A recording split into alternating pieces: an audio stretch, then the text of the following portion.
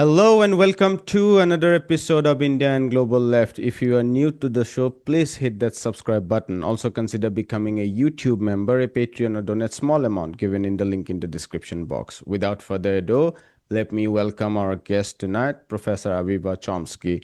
Professor Chomsky is an American historian, an author, and activist. She is a professor of history. Her academic work includes history of labor, immigration, revolutions, imperialism, and nationalism. Today, I'm excited to discuss with her her magnificent book, A History of the Cuban Revolution. Professor Chomsky, welcome back to India and Global Left. Thanks for having me. I'm glad to be here.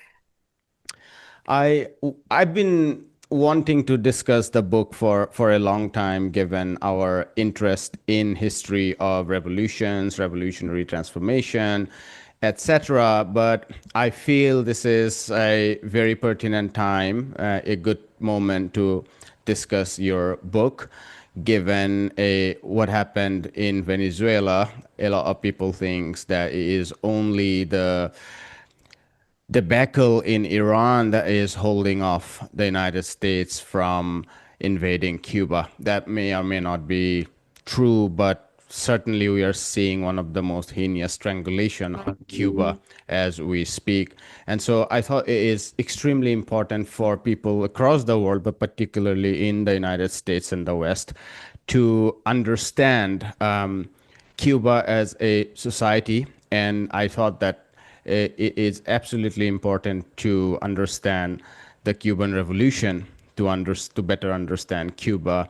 So I try to bring as many aspects from your book, but if we could start by asking you, why did you write the book on Cuban Revolution, or what was your interest in writing the book? I just wanted to quote like the last paragraph from your book, the conclusion. You write, one of the best things about studying the past or a different country or culture is how it can enable you to see things about your own reality in a different light. Usually, we take our own historical context for granted until we are brought face to face with other possibilities. It's hard for us to even imagine that they can exist. If we want to imagine a better world for all of us, I can think of no better place to start than by studying the Cuban Revolution. Um, so I had long had a fascination with Cuba. When I proposed my dissertation topic to my advisor way back in the mid 1980s, um, I proposed doing a comparative study of the impact of U.S. investment, and in particular the United Fruit Company in Cuba and in several Central American countries. And part of the reason I was interested in Central America at the time was because of the revolutions that were going on there. Um, and of course, I was interested in the Cuban Revolution too, having never really had a chance to study it or visit Cuba. Um, and my advisor said no. She said that project would take you a decade. You need to think of a dissertation research with a project where the research will take you a year. You need to finish your dissertation. That comparative study can be your second book. So I gave up on Cuba at the time, and I ended up choosing a country where I thought I could do the research in a year, which was Costa Rica. And I looked at West Indian migrant workers in Costa Rica. But I took advantage of doing research in Costa Rica to also spend quite a bit of time in Nicaragua while I was working on my research. And my intention was to also look at migration and U.S. investment on the Atlantic coast of Nicaragua, because if you picture Central America, there's like a common Atlantic coast that faces the Caribbean, and that's where the United Fruit Company and other U.S. fruit companies were really involved. Um, but my real reason for wanting to include Nicaragua is that I wanted to experience the Nicaraguan Revolution. It was 1987 when I arrived there, started on my year of dissertation research. Um, and living in a revolutionary context was just the most mind-boggling experience ever. And it was also my first time living in a third world country.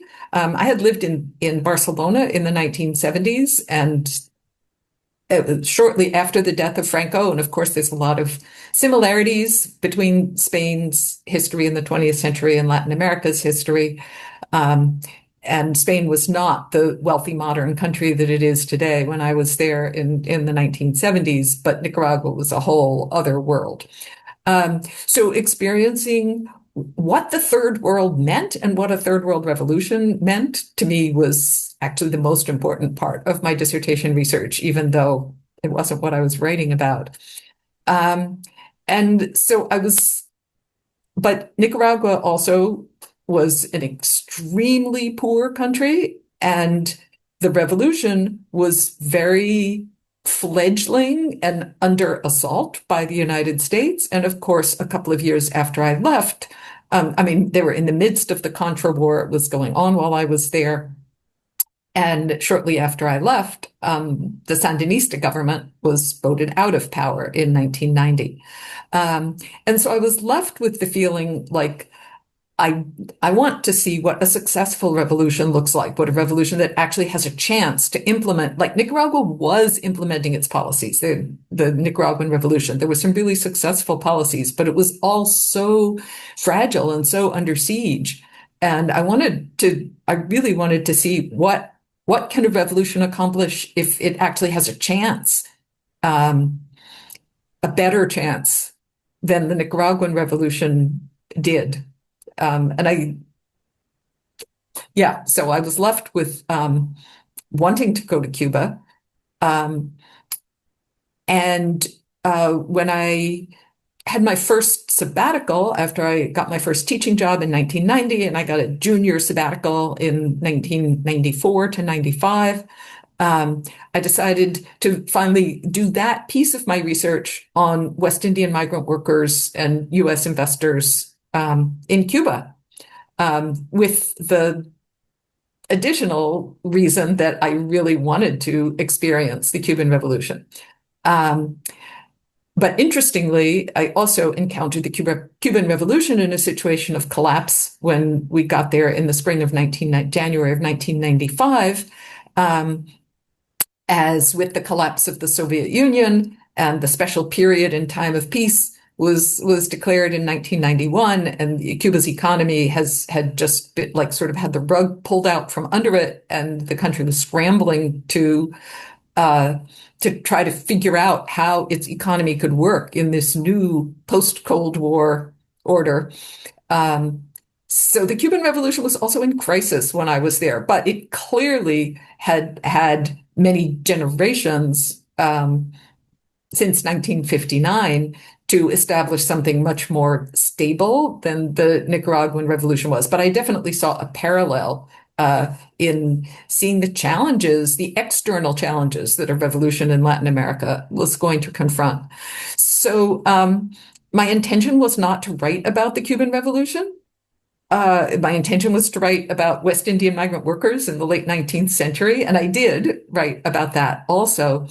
But once again, the experience of living that period of Cuban history and talking with people who had lived the entire revolution, like, was just so meaningful to me. I was left with really wanting to write about that and to turn all of these ideas and experiences into something that I could share. Because one of the things that I really felt when I was in Cuba and also after I got back is I had read a lot of Cuban history before I went, of course, but nothing came close to capturing what I experienced in Cuba. Like, I had all of these false expectations based on everything that I'd read about the Cuban Revolution. And when I got there, it's like, it's nothing like what everybody else says. So I also wanted to create a text that would bring forth some of what I thought was really going on there. And what were those narratives about Cuba that you felt were uh, so different from what you experienced? Was it Cuba as this Soviet style, bureaucratic, totalitarian, all these negative stereotypes? Was it that, or leftist narratives about everything is great, there are no contradictions? What were some of these narratives against which you were struggling? So I feel like a lot of the academic work um, was struggling so hard to be objective that it ended up becoming very technical and very abstract. So we learned about um, some statistics and some about the politics and but we didn't learn anything about like what does this actually mean for the people who live there.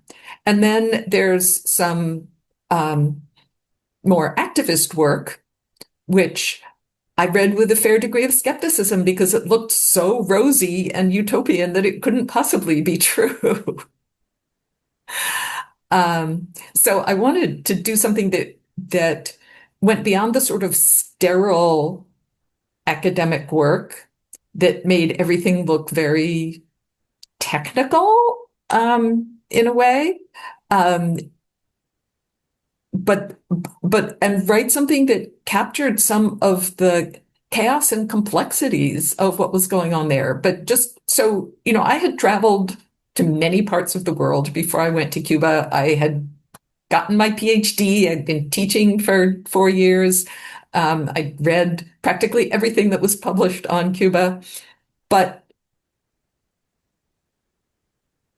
I mean, it sounds incredibly naive, but when I arrived in Cuba, I was shocked at how lively and multicolored everything was. I had always imagined Cuba in black and white. And like I wasn't aware that I had built that image in my mind from everything that I had read, but yeah, Cuba was in Technicolor. I was so surprised. Like, how naive was I? But but that's what I sort of felt was missing was that Technicolor. Yeah, And you're Cuba is a Caribbean country, um, and that also seemed to be missing to me from a lot of the literature on the Cuban Revolution. Like there was so much about communism and the Soviet influence and all of this that you don't realize that you're going to a country in the Caribbean.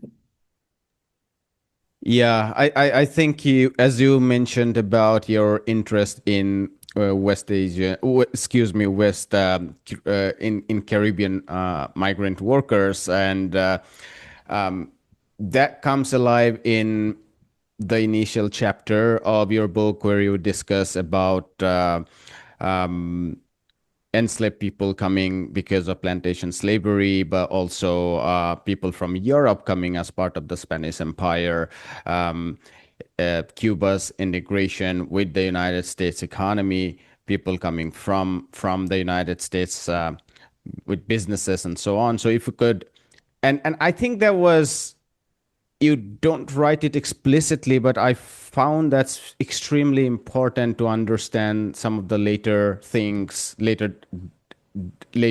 developments in Cuba about internationalism that you write so much in detail. Of course, you don't write about the links, but I felt that there must be something. So for our viewers, if we could set up the context about these different strands of people who came to Cuba over different period of time, particularly between 18th and the 19th century, and of course later on as well. I think that would be a good way to understand pre-revolutionary Cuba in particular, which I think might give our viewers a better sense to understand what changed later on. Yeah, so especially after Spain lost its mainland empire, like prior to Mexican and other Latin American independence at the beginning of the 19th century, Cuba was kind of a backwater for the Spanish Empire. It had great strategic value, but it wasn't really an extractive or productive center of the empire. And the Caribbean sugar plantation slavery economies were based in the British, French, Dutch islands, where those islands were like the economic engines of those countries' American empires, whereas for Spain, because it had its economic engines in the mining and ranching economies of Mexico and the Andes, the Caribbean was mostly important geostrategically. And this meant that there was there was a conquest there. The native population was dispossessed, displaced, many people killed and died. But the population was quite racially mixed of Spanish descended and African descended peoples. And there was a much higher degree of racial mixing and equality. One thing that I did not include in the book, because I didn't learn about it until recently from research that others have done, is I did know that, of course, there was indigenous survival also, but I didn't know how much indigenous migration there was to Cuba from Florida, as native peoples in Florida were fleeing from the expanding United States, from Mexico, especially Mayans enslaved in the Yucatan. So there's not only the indigenous Cuban Taino presence, but there's also there was a significant indigenous migration from forced and free migration from other parts of the Americas.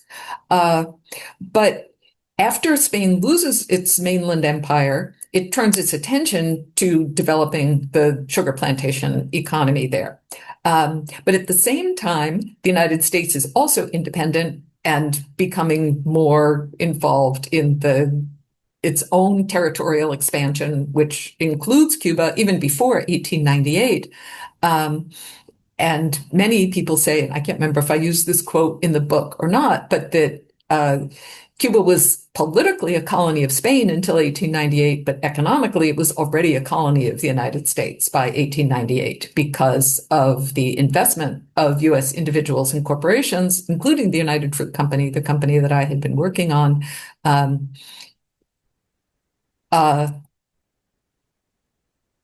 invested in developing the plantation economy there. And so it's really in the 19th century when there's also a huge influx, or the 18th and 19th century, that there's a much larger influx of people from Africa. After slavery is abolished and after the United States fully takes over and continues to develop the sugar economy, immigration, we could say voluntary, but in some ways it's rare that immigration is entirely voluntary. That is, there's always structural factors that make it impossible for people to either survive or flourish in their homelands. That when there's mass migration, there's always structural reasons behind it. So the importation of especially Haitian and Jamaican migrant workers. But I also would just bring in here a concept from the 1940s from the Cuban anthropologist Fernando Ortiz, who talked about transculturation. And that's something that is still used a lot to talk about Cuba, even though it's been, exactly the way it's used has been revised over the years and it's been debated and disputed, but I still think it's a really useful concept. And what Ortiz argued was that to be Cuban means, like, what makes Cubans Cuban is their racial and cultural mixture. That is opposite to the intellectual trends in the United States in the mid-20th century that are talking about assimilation, that immigrants come and they assimilate. Like there's a a particular United Statesian, which means Anglo-American, white Anglo-Saxon Protestant culture that immigrants have to assimilate into. Whereas in Cuba, there is no initial native or migrant culture that people have to assimilate into. That Cuban nationality, Cuban national identity, and Cuban culture is based on the fact that everyone is remaking themselves in this new environment, whether they are forcibly transported from Africa, whether they are voluntary migrants from Europe, whoever they are. What Cuba means is this new culture that comes out of, and this is really important both for Cuban anti-racism and for Cuban racism, because insisting that everybody is the same is another way of trying to paper over racial and avoid confronting racial inequalities. And there were, obviously, it's impossible for a society based on hundreds of years of enslavement to come out of it without deep racial ideas and structural racial inequalities. And I can talk more about that, but there is very deeply held sense that Cubans are a product of the new world, in the new world that was made by this rupture and transformation of European colonialism and independence. Yeah, I was also struck by the number of Chinese immigrants to Cuba. I've studied about Chinese immigrants to the United States, but I was not really aware of the 100,000 number that you cite in your book to Cuba. Mm-hmm. Mm-hmm. And that was also just a kind of a startling moment for me. I mean, I had read about it, I knew about it, but when I first traveled to Eastern Cuba, and my colleague there who helped arrange the trip, and she got a driver for us because I wanted to visit a number of different archives around Eastern Cuba, and it's very hard to get around if you don't have a driver. And the driver was a Cuban of Chinese origin, and of course he spoke Cuban Spanish, but it was just like a startling moment um, to hear the strong Cuban accent. Like I knew there were Chinese origin descended people in Cuba, of course, but yeah, it was another, like, seeing the transculturation face to face makes you realize it in a different way, and also realize what your own stereotypes and expectations are. Absolutely. Which, no matter how much you learn, you still hold those stereotypes and expectations in the back of your head. Knowing it Mhm.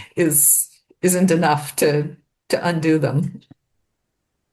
All right. Um, Yeah, maybe I'd come straight to the big question about what is the Cuban Revolution, and I'm deliberately using is because a lot of, or I'm emphasizing the word is because for a lot of people who don't necessarily study uh, revolutionary societies, whether it's China, Cuba, or Venezuela, they tend to think that revolution represents a sort of this brief moment of rupture where communist governments or maybe revolutionary governments would come and take power, and from there on almost everything is just bureaucratism, whereas it's the is a total opposite of that, I think, because moment of excitement and great political rupture happens much more frequently, but not all, or in fact, maybe overwhelming majority of that ends up in counter-revolutionary or not so revolutionary moment. So describe to our viewers, how would you describe what that moment was, or what this process is? Yeah, so many people like to say that the Cuban Revolution didn't end on January 1st, 1959. It began on January 1st, 1959. That is, the military uprising might have ended in January 1959, but that's when the revolution, that is the transformation of society, begins once the revolution is in power. But the other thing I want to qualify with that is that the revolution has never been static. It's not like there's a transformation and then it is the same after the like between 1959 and 2026. That is, the Cuban Revolution has been wildly utopian, wildly experimental, and the policies of the revolutionary governments over time, and even the way the government functions, have changed a lot. So I would say Cuba has been a living revolution, not an originalist revolution, like it begins with this document and then it sticks to it without changing. So it's constantly been in a process of evolution and change. The political system, the economic system, and I describe many of those changes in my book. But so rupture and experimentation, that is, I do think that there's been a clear set of goals. I was just reading a very recent piece by several Cuban economists who are actually, a couple of them who I worked with in the 1990s, and who were thinking about, well, what is our economic transition going to be to this post-Soviet world in the 1990s, and are still, like, not still because it's new, but who are now talking about what is our economic transition going to be in the 2020s, because we're confronting a new world and a new set of circumstances, and what are some of the economic things that we need to do now? And they were like, reading them both in the 1990s and now helps you, and I talk about some of these people in my book too, helps you understand both what are some, so like they were reiterating, healthcare, education, like key sectors of the economy, are basic human rights, basic human needs, and cannot be left to the whims of the market. Like, that is essential to the ideology of the Cuban Revolution, and that should not change. But and there were moments in the 1960s where the idea that there would be no private sector at all characterized this wild experimentation of the Cuban Revolution. But really, since the late 1960s, Cuba has had a mixed economy. And so there has been a private sector, but what has varied a lot has been the question of what exactly should the private sector consist of? How big should the private sector be? What limits should there be on the private sector? And I have to say that this debate about what belongs in the public sector and what belongs in the private sector, and how strictly regulated should the private sector be, exists in every country in the world. It exists in every capitalist country. That is, every capitalist country, even the most right-wing neoliberal, has a public sector. And every capitalist country, no matter how right-wing and neoliberal, has some form of regulation of the private sector. So, we may have, within countries that call themselves capitalist, we may have extremes at the end of, say, the Scandinavian countries, where the public sector is very large and very well funded, and the private sector is heavily regulated. And other extremes, like right now, the United States, and we've also seen the United States vary. Like in the mid 20th century, there was a period of expansion of the public sector and heavy regulation of the private sector. Since the 1970s, we've been moving more in the neoliberal direction of deregulation of the private sector and shrinking of the public sector. But clearly, so those questions have also varied and been questioned and challenged. So the expansion of the private sector, the contraction of the private sector, how much regulation and how much guarantee. But like right now, like Cuba would love to have a generously funded public sector like Sweden or Norway does, but it has no resources to do that because of the strangulation that you mentioned. And this is also something that every third world revolution has had to confront, especially since the collapse of the USSR, which I would say not out of generosity, but out of a number of different reasons. The USSR provided a lifeline to a number of third world revolutions, not the Nicaraguan Revolution, but it did to the Cuban Revolution. Yeah, I think it's extremely important to hear from you a little bit about the land relationship that changed during those years in the 1960s that effectively shaped so much of the relationship between the new revolutionary Cuban government and that of the United States. Because, as you mentioned in your book, even as early as 1905, this was after 1898, massive expansion of American interest in Cuba.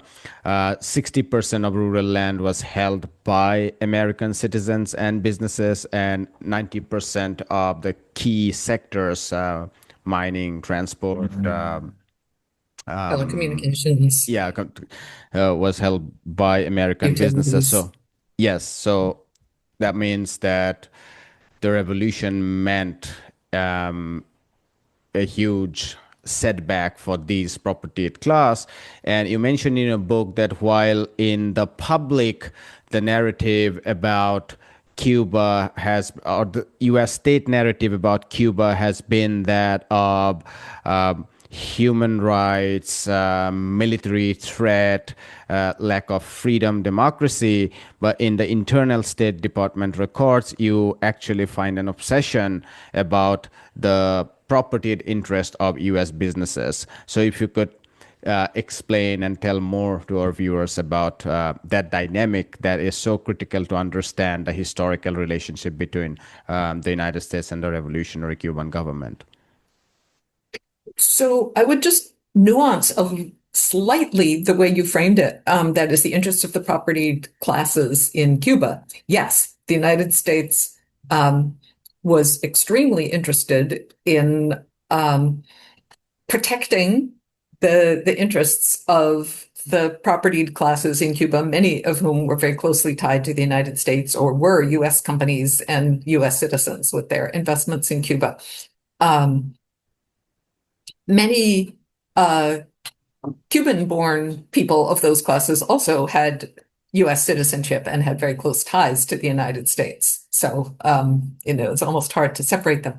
But that's only one piece of the bigger puzzle, I think, of what the United States is panicking about at the time of the Cuban Revolution. And there's a quote in my book, which I'm not sure I have exactly right, but I have the gist of it right in my head, about how if we allow the Cuban Revolution to succeed, it will inspire nationalist/communist projects in other Latin American countries. And that is going to prejudice the entire US economic goals in Latin America. So therefore, we must decide whether we want to allow the Cuban Revolution to succeed.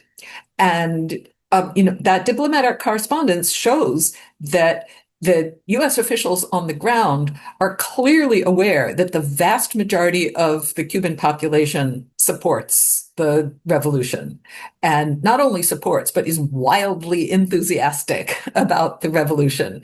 Um, and that the policies that Fidel Castro's new government are putting into place are clearly privileging the interests of the Cuban population over the interests of foreign investors. And that is the project that the United States fears is going to contaminate the rest of Latin America. So it's not just the specific interests of individual US companies or property owners. The United States is willing to sacrifice its own citizens, its own businesses.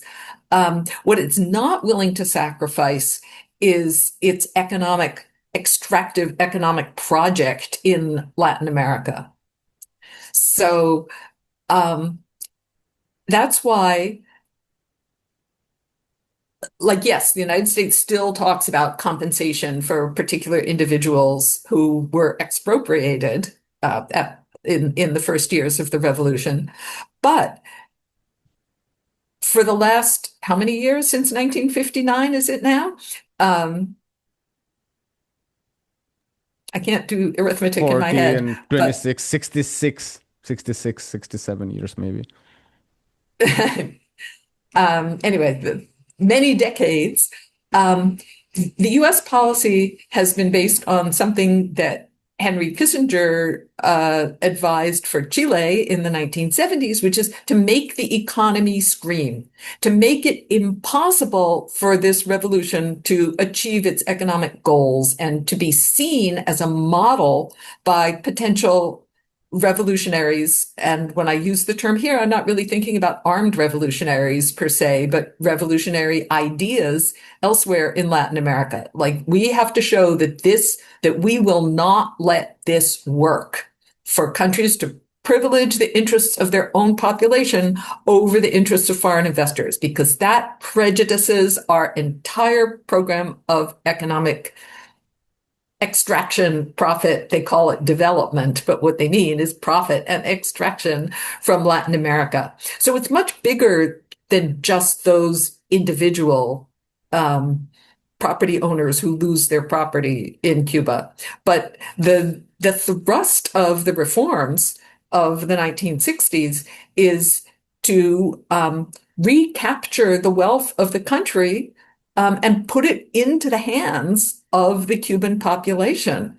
And yes, the US policymakers are utterly opposed to that, even though they openly acknowledge that it's in the interests of the US population. And there's one very plaintive cable from the ambassador after one of his meetings with Fidel Castro, where he says, I kept trying to explain to him how the global situation and how dangerous communism is and how dangerous the USSR is, but he doesn't seem to care about world communism. He only seems to care about, like, the interests of his own population. I mean, and the ambassador thinks this is terrible, because what Cuba should be worried about is the USSR rather than whether its population can eat. Yeah, we see this over and over again in all parts of the world, including in Guatemala, in Indochina. I mean, U.S. state officials' inability to, or for that matter, in Iran. I mean, the lens of Cold War that through which they were looking at the world made them completely blind to reformist, in some cases revolutionary, but certainly movements of national autonomy, countries where national governments came to power to build or to develop their own resources after hundreds of years of colonialism and imperialism. They were completely they were blindsided by their own sort of obsession with Cold War and competition with the Soviet Union. I'm not sure they were blindsided by it. I would say, like, the textbooks that my students read in high school are blindsided by it or use it to blindside the students who are exposed to this. But I'm not sure. I mean, all we know is what they said and what they wrote. We don't know what's deep in their hearts. But I think even in what they say and what they write, uh, they make it clear that this so-called fear of communism or fear of the USSR is really a fear of um, losing hegemony, not a fear of like an existential fear of like something bad. Well, it's kind of maybe something bad is going to happen to me, but we are going to lose our dominance. We are going to lose our power. We are going to lose our ability to control the world. So that's a very different kind of fear than what we usually like. I mean, I think when my students come out of high school having read these textbooks, they think people are like quaking in their beds because they're afraid of being bombed. It's not that kind of fear of communism or the Soviet Union. It's a fear of a world order in which we are not on the top and controlling everybody else. Yeah, I think the military fear was the last bit of thing that most US official had in their mind because they knew that they were already in so much lead. But yeah, the fears of losing hegemony over Indochina, much of Central America, in West Asia, all these places that they wanted to conquer, and to And some that extent, fear that if they let one country do it, other countries privilege the needs of their own populations over the needs or wants of US investors. But I mean, investors do have a need to make a profit, right? That's why they invest. So that means taking from the poor and giving to the rich. That's what investment does. yeah, That's how it makes a absolutely. profit. Yeah, I also wanted to Um, add that I also wanted to add that this was like, we're talking about 1950s and 60s, where a lot of democratization within the United States that happened later, and we might now forget, had not happened. And so the Soviet Union did actually generate pressures within the United States. For instance, the black radical movement would make this point that because the Soviet Union as a proletarian state or as a worker-friendly state had developed extensive housing, non-discriminatory policies that had imposed tremendous pressures within the United States about all the discriminatory laws about segregation that they had. So I assume those fears were also there about communism. um, and I think that the United States, like in implementing the New World Order at the end of World War II, um, to be able to present itself as the paragon of justice and democracy um, uh, did require some opening to reforms at home. But you know, it's interesting. So you were saying in the 1950s and 60s, so some of the reforms hadn't taken place yet.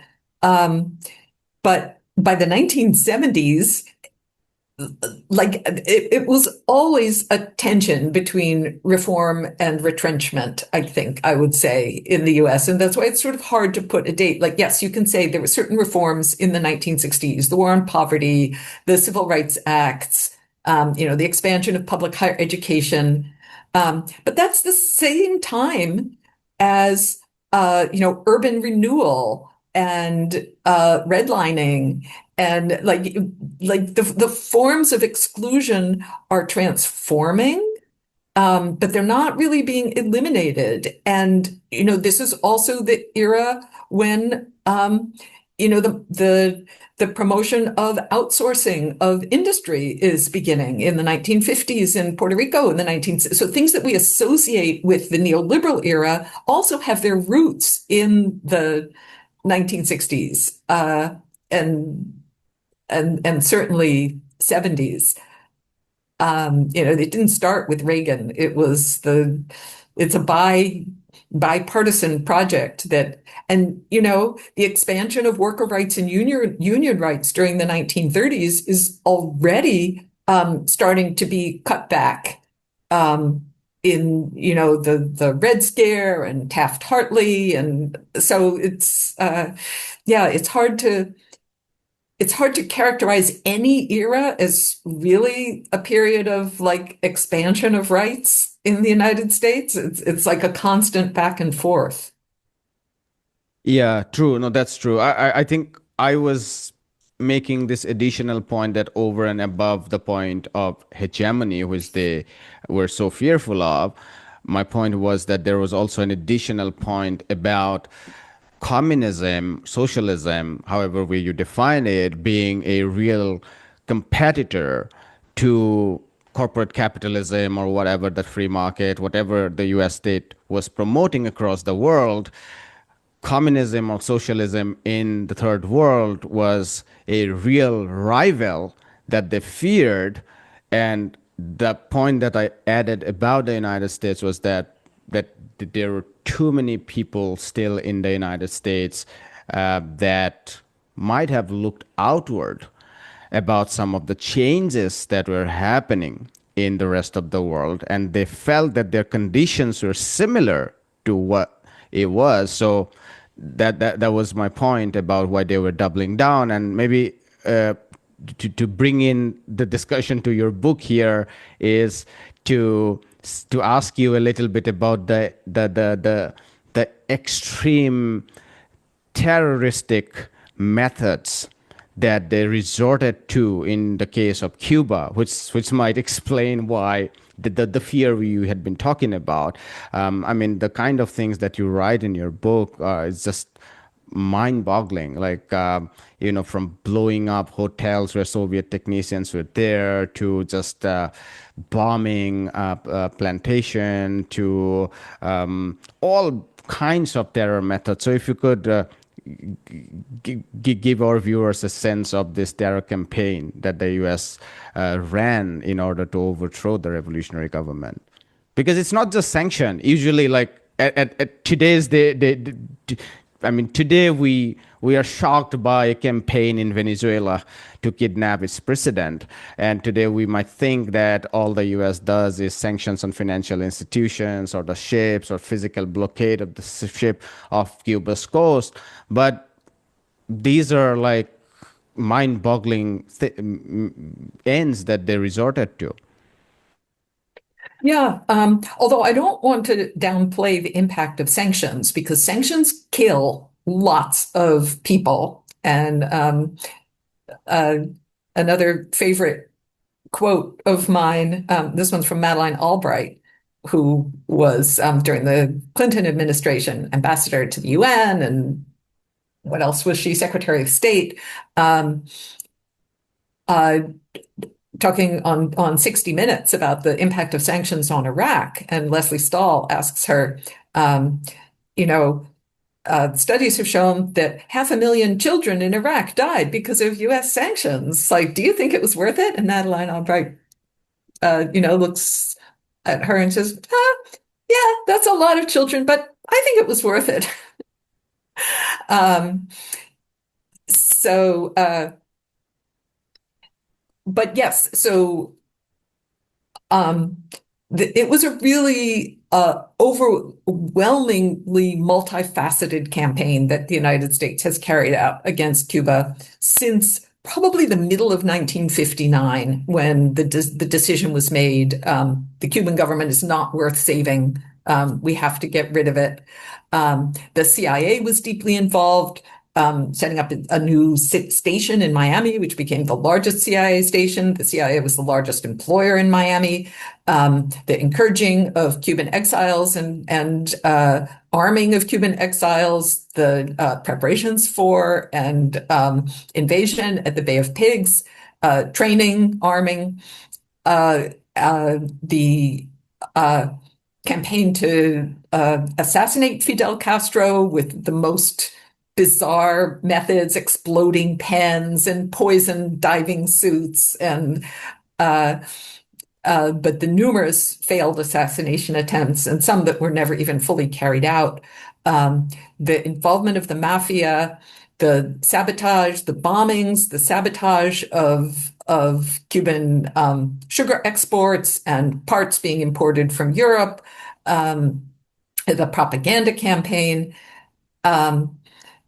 So yeah, I mean, some of it reads like if it was in a novel, you would think it was unrealistic, but it's actually true. And a lot of this came out in the 1970s with the Church Committee reports, investigations, and final report in Congress. And Cuba has a great museum of about all of these U.S. campaigns that if you visit Cuba, you can go visit. Uh,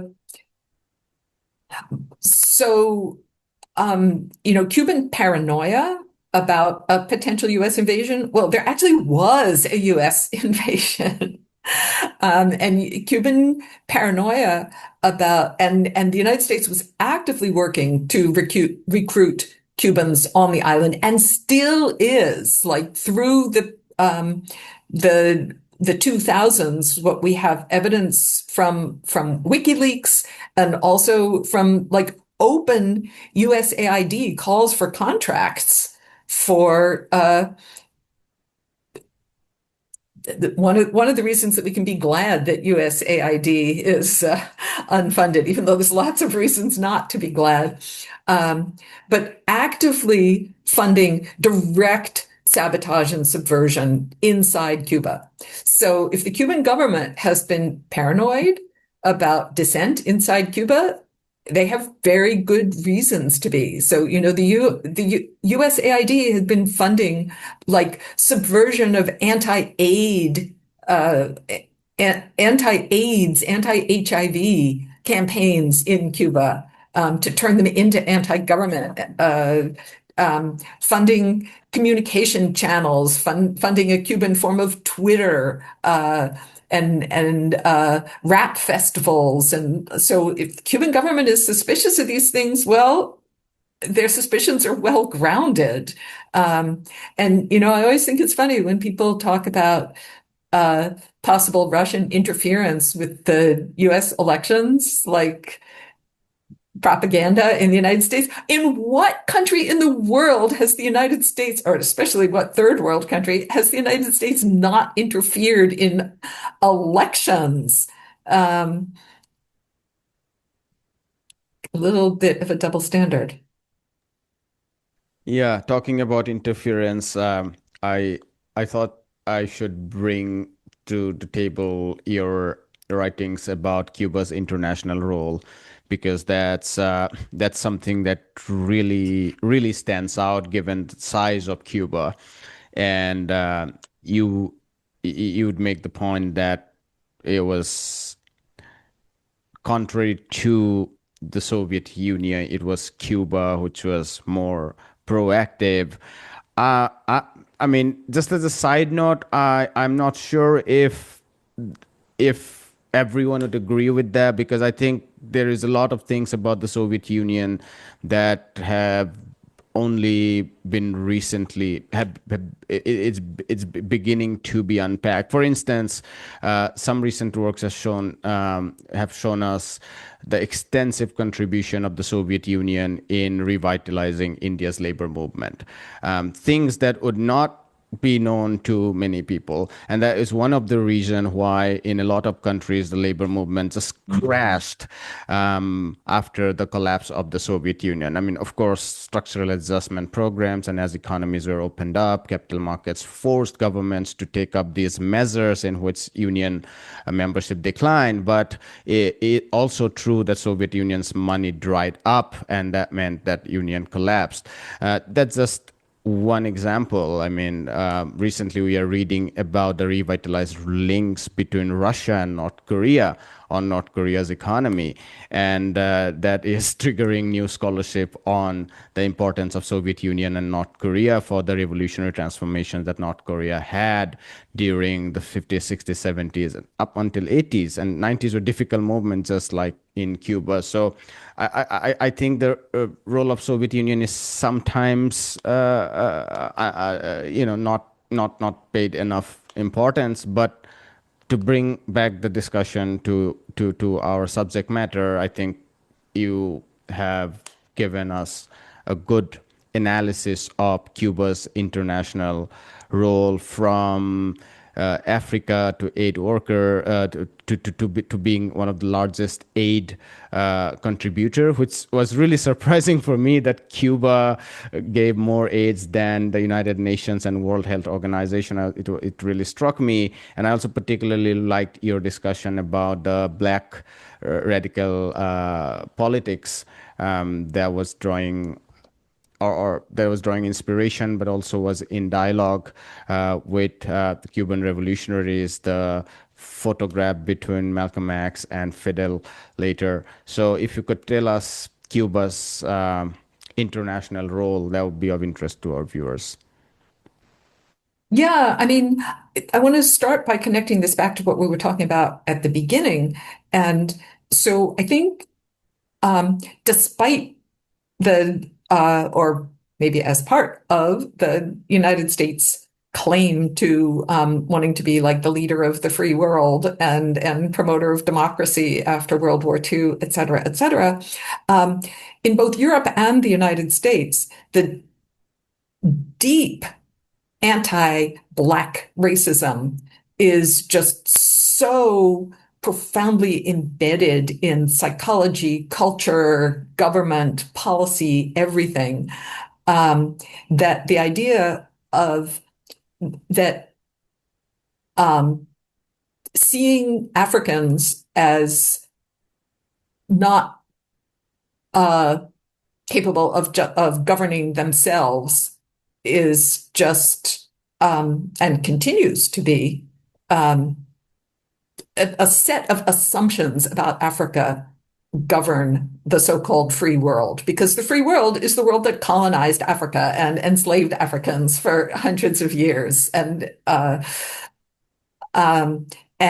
much of the so-called free world engaged in very bloody battles to maintain their African colonies after World War II, after engaging in many bloody wars to obtain their African colonies prior to that. So Cuba's commitment to independence movements in Africa in the 1960s and 70s, I think really stands out and is connected to Cuba's sense of not just we are a third world country who fought for and achieved liberation, but also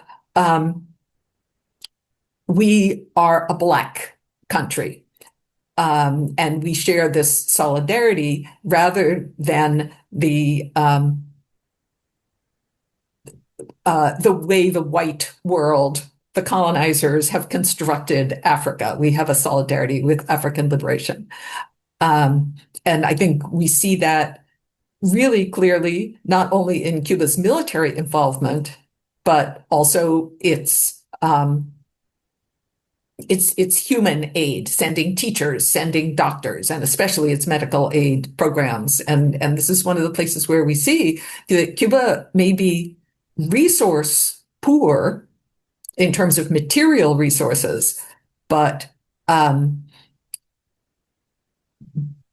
in terms of social and human, I hate to use the word human capital or social capital, but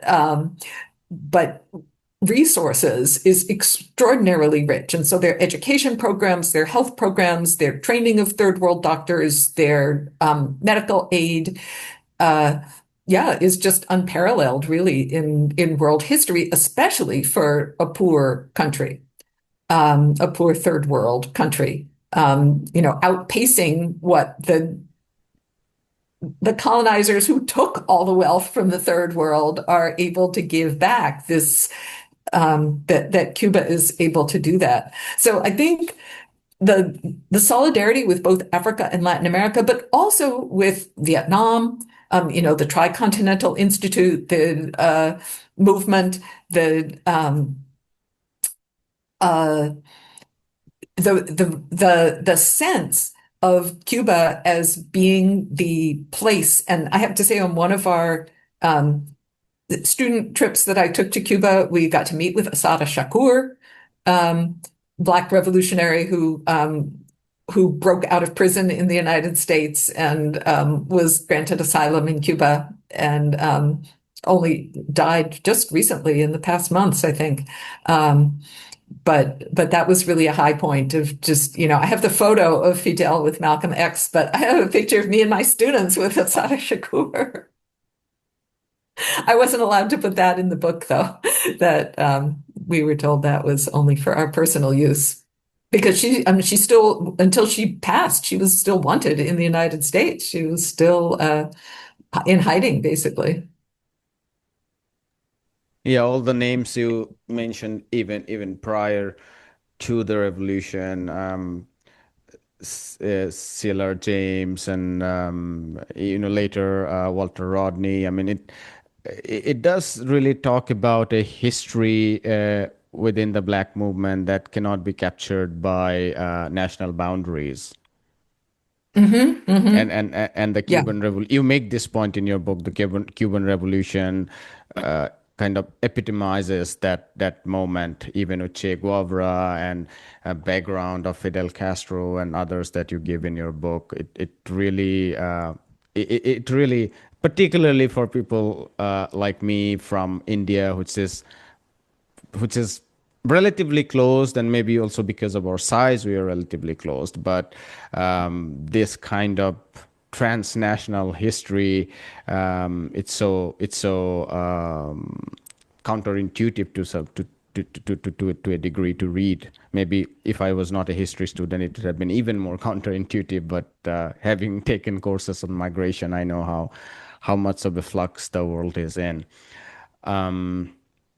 I wanted to ask you a little bit about.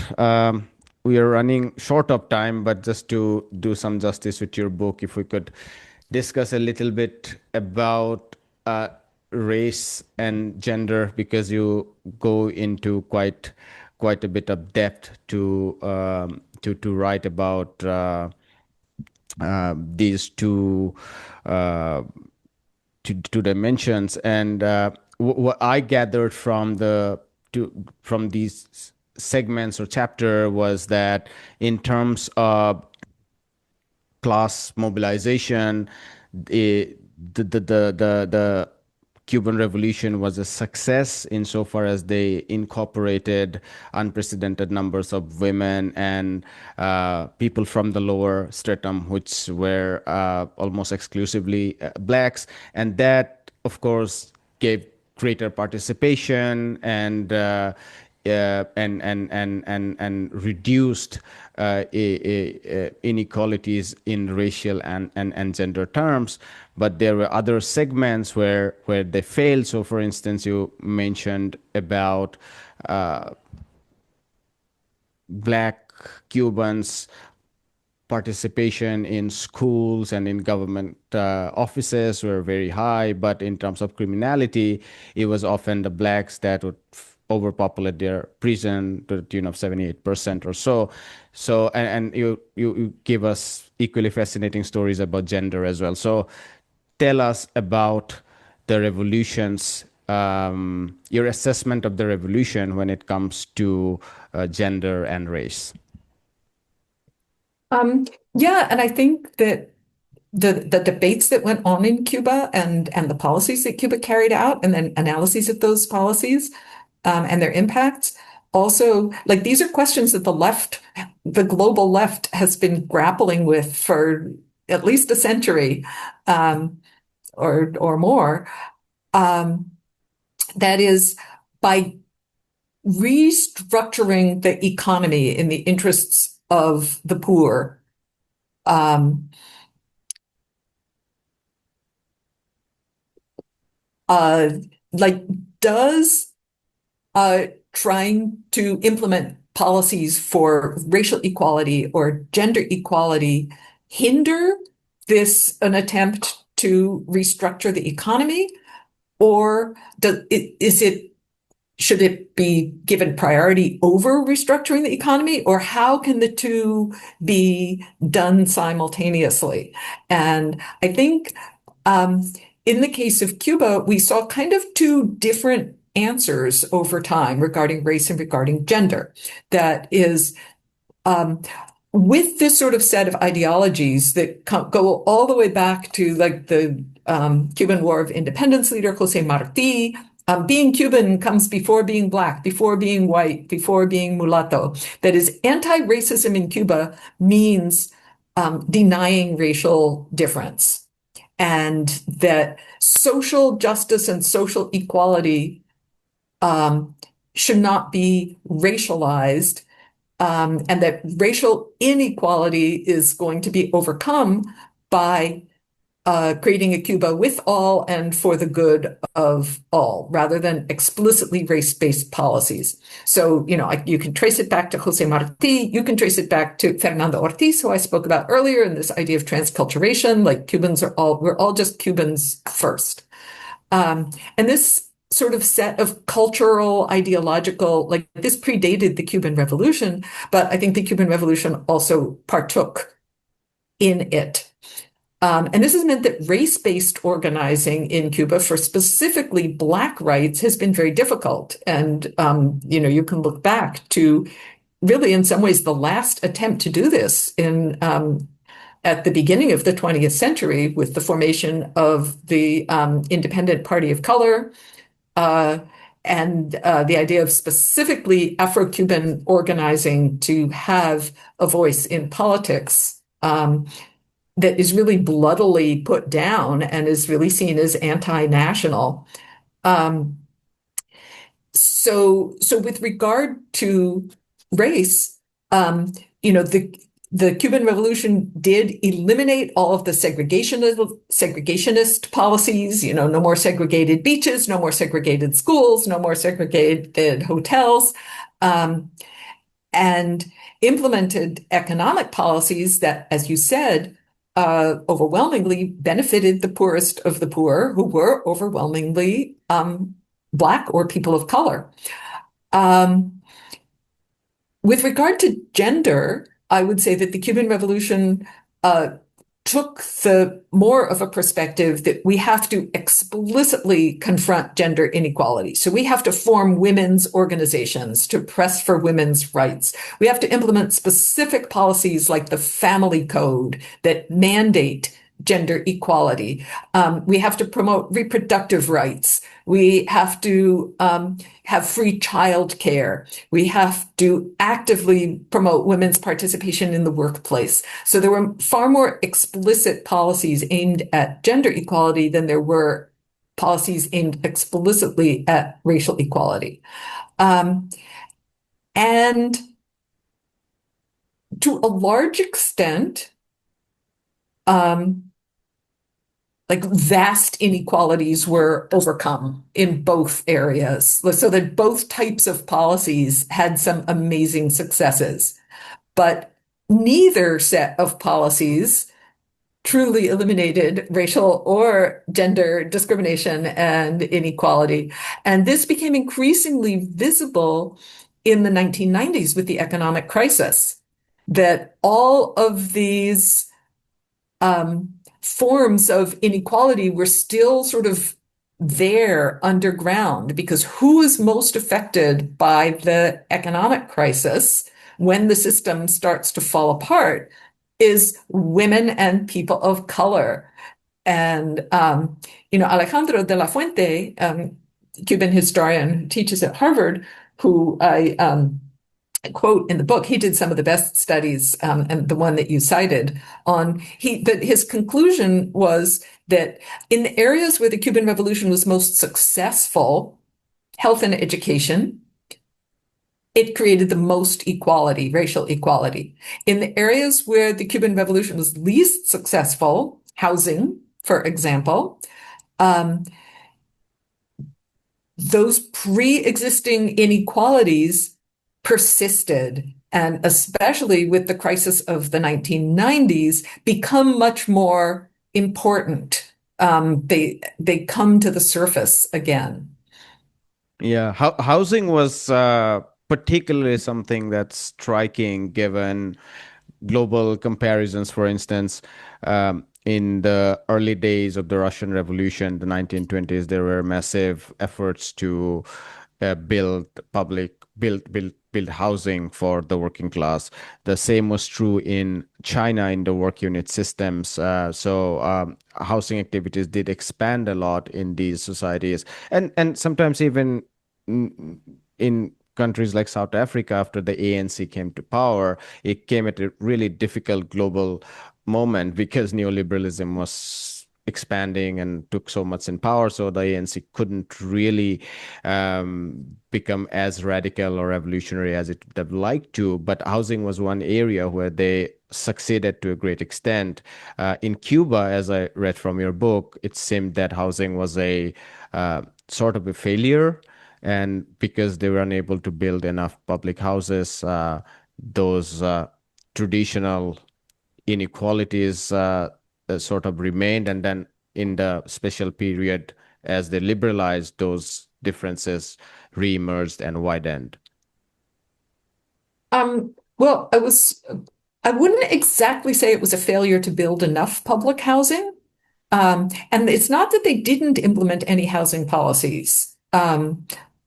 Uh, Many housing policies were implemented, like you can't pay more than 10% of your income for housing. You can't own more than one property, so you can't be a landlord, really. You have to, if you own something, you have to live there. There was a lot, and then many wealthy Cubans left, and their houses became available, although many of those were turned over not to poor people, but to the public sector. So they became community centers and other things.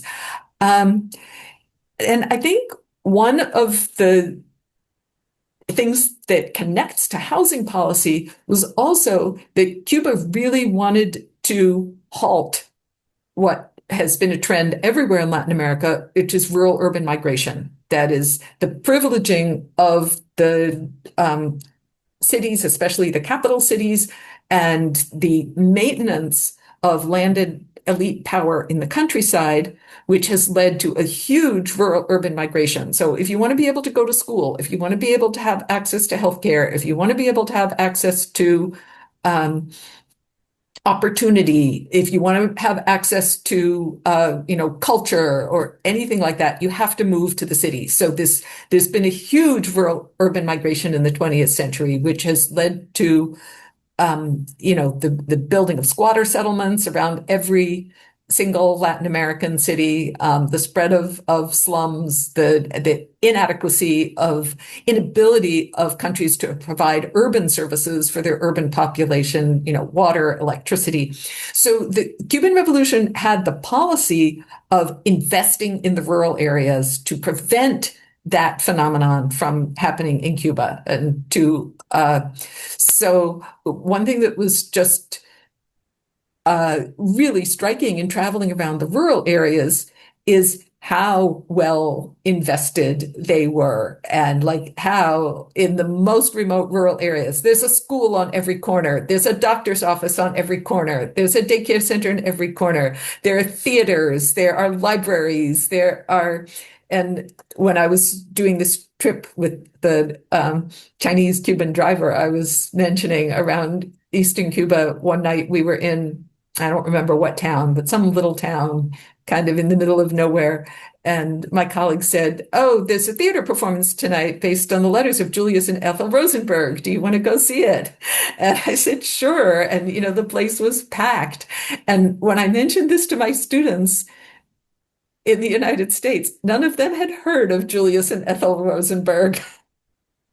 So, just what access to cultural knowledge meant.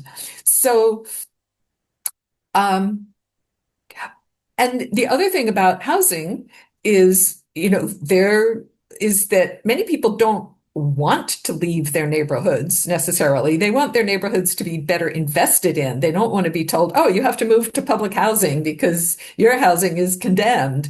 Um, so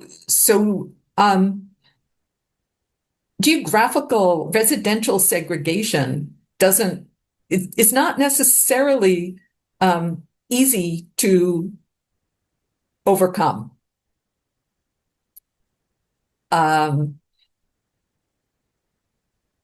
but yeah, so it's complicated, but definitely housing, uh, and of course, the Cuban government always, and I rarely use the word always, but since 1959 has confronted the issue of scarcity of resources.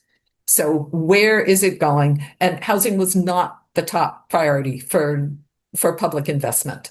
So, but housing has been a crisis, both inadequate housing and inadequate amount of housing as the population has grown.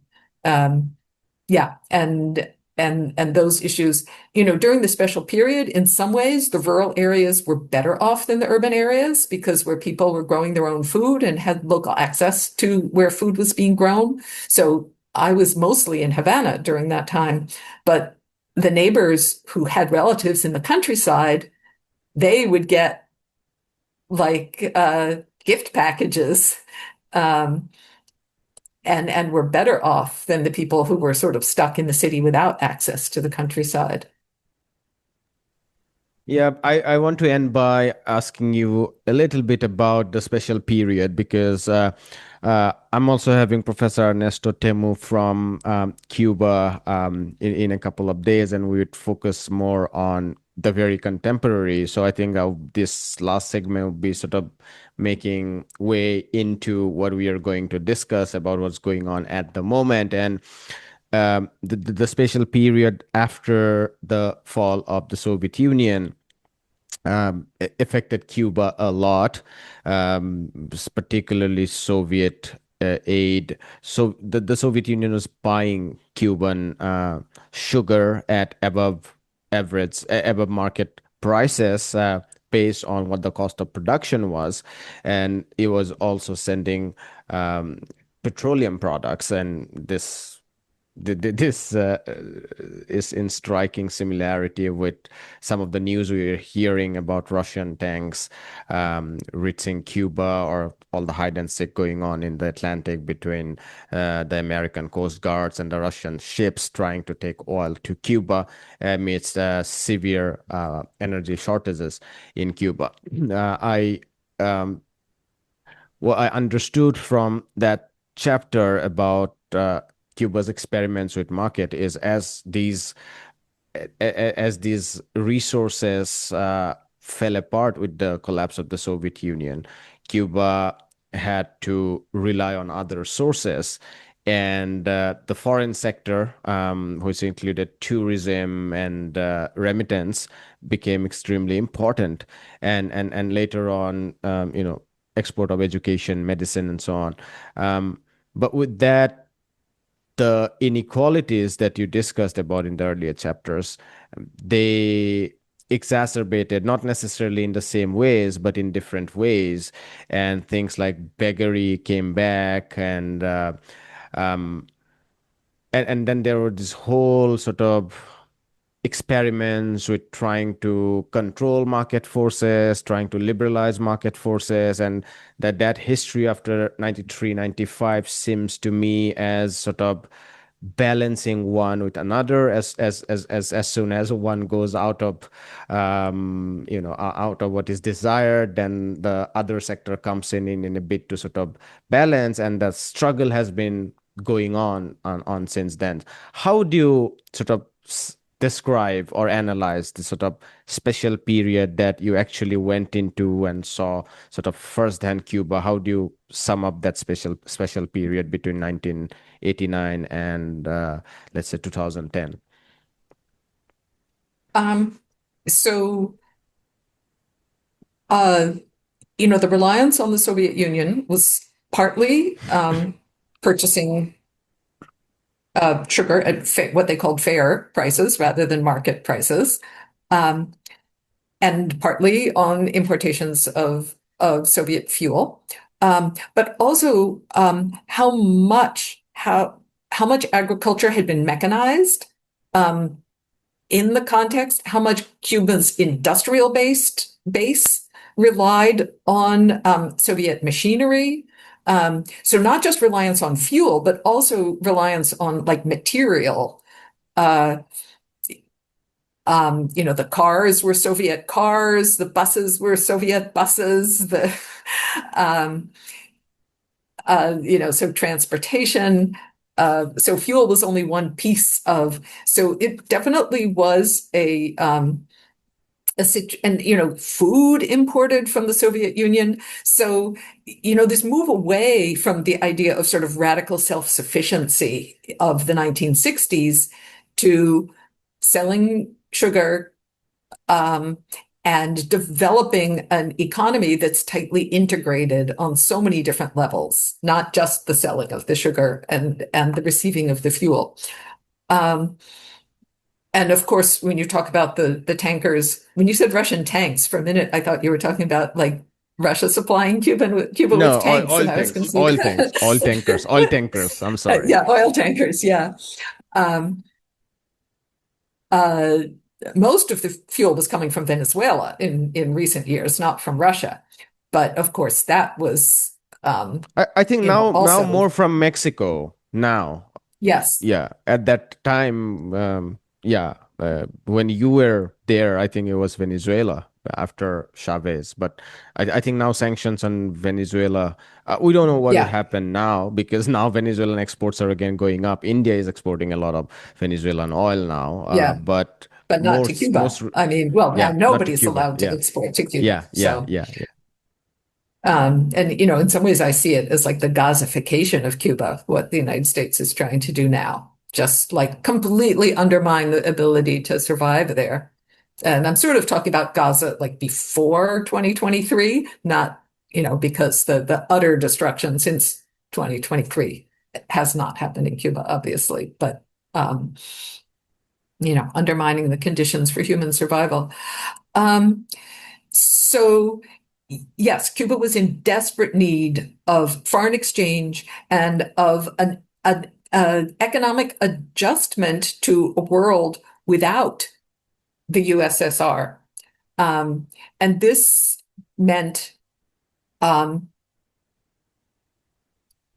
opening, as you said, to foreign investment, to tourism, and I mean, opening markets both internally, that is uh, giving incentives to, say, farmers to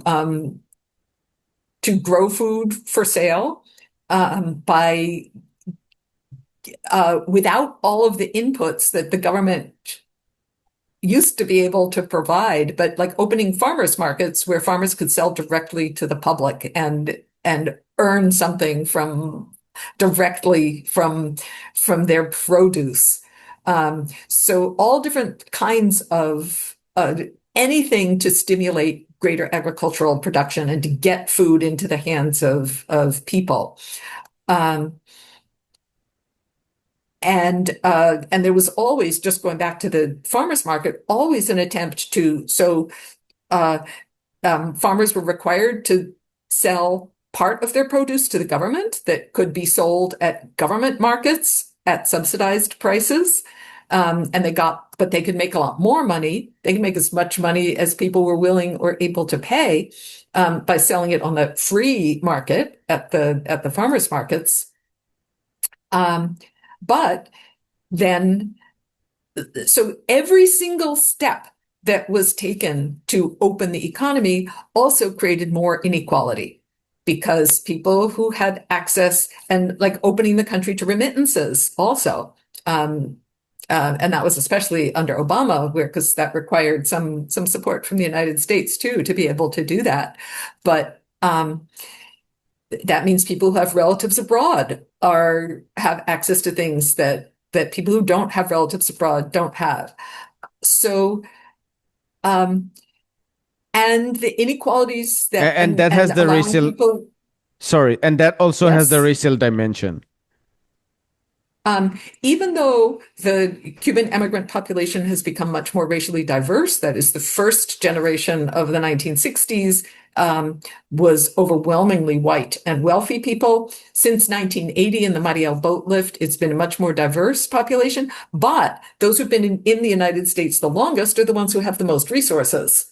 So there's still like those racial inequalities are also reproduced in Miami and in other places where you have significant Cuban American populations. And then, yes, that also reproduces them on the island. People who had a car, people who had a house with an extra room. Are able to make money on those things by renting out to tourists, by becoming a taxi driver, once those things are allowed. So again, if you have a tiny bit of privilege that maybe wasn't such a big deal prior to the special period, it becomes a big deal because it becomes a way of making dollars and participating in this new economy. And then you have these incredible economic distortions. So that a taxi driver earns 100 times as much as a doctor earns. So you start to have an internal brain drain, not just that people with skills want to leave the country, but people with skills can't survive on their government salaries and they start moonlighting or abandoning completely. And so, health and education, well, why should I get educated if I can make more money selling trinkets to tourists than I can make teaching at the university? So all of these economic contradictions, and this is not the first time that Cuba has experimented with different types of free market. And that word free is very complicated because it sounds like it's a unilaterally good word, but free markets are unequal markets.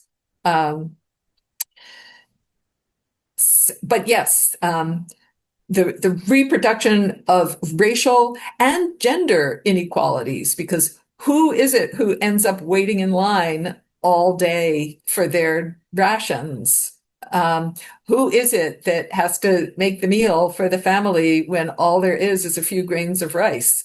Who is it that has to take care of the children when there's no daycare? So, so yeah. Um, but But I would say that the 1990s and the first decades of the 21st century have been a period of continual economic experimentation with, okay, we'll allow this. Okay, we have to put a halt to this. It's going too far. Okay, we have to provide for this. We can't provide for that. And the situation, especially since Trump round two, has become just overwhelmingly desperate, like incomparably desperate, because you cannot survive without fuel in the modern world economy. And if you're an industrialized, economically developed country like Cuba, without fuel, there's no water.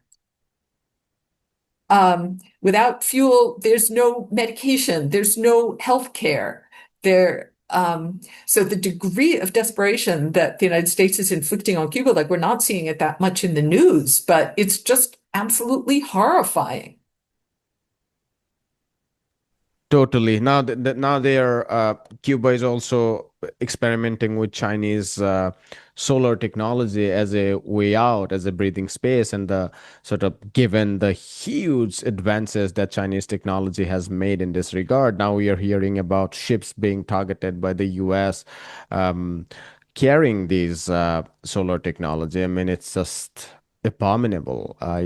It's hard to think. You also, by the way, mentioned as early as 2009. I think you said you were seeing China. I mean, you were told that Chinese buses are now better than the previous generation buses. I read that in your book, and I was quite surprised given the sort of auto sector in China boomed relatively lately, and I was not expecting it to be like Chinese buses in Cuba as early as 2007, 2008. Well, I should also mention on my very first stay there in 1995, Chinese bicycles. Everybody, there were no cars, there was no fuel. I mean, there was still fuel for not like today, no fuel, but there were no like gas stations selling fuel. So there were no cars, but everybody had a Chinese bicycle. The country was flooded with Chinese bicycles. And for an avid bicyclist like me, it was kind of like heaven to see these big streets filled, but Cubans were not happy about it. Yeah, Chinese bicycles are so much part of the Mao era work culture. The um, roads between their houses and and the factory within the work unit spaces, they'll be like dotted with bicycles. Incidentally, my one of my very defining moment with left-wing politics was when I went to this industrial town of India called as Rourkela, and there was this steel plant, and I was going there for the first time from my countryside, and I saw this sort of thousands of workers coming out of the steel plant in bicycles, and that was the first time I felt the working class as a visible class. I'm not saying they're class for itself, but they were class in itself in an objective sense that I never saw in the countryside, because the countryside working class was so much informalized. It would be like people working at your houses, domestic workers, or at the garden, or in the farms. You would sometimes see them, particularly at time of harvest. They would come from the neighboring village, but it was never in the scale of what you see as an industrial workforce. Professor Chomsky, this was a remarkable discussion, and I know I took a lot longer than what I had imagined, but I thought that this was important, and it would have been an injustice to leave it midway. So we'll leave it there, and thank you so much for your time. Oh, it's a pleasure. Thank you for your questions. Thank you for reading the book so carefully. Hi, my name is Ayushman. I, along with Jyotisman, have started this platform. In the last 2 years, we have tried to build content for the left and progressive forces. We have interviewed economists, historians, political commentators, and activists so far. If you have liked our content so far and want us to build an archive for the left, I have two requests for you. Please do consider donating for the cause. Link is in the description below. Also, if you are not able to do so, don't feel sad. You can always like our videos and share our videos to your comrades. Finally, don't forget to hit the subscribe button.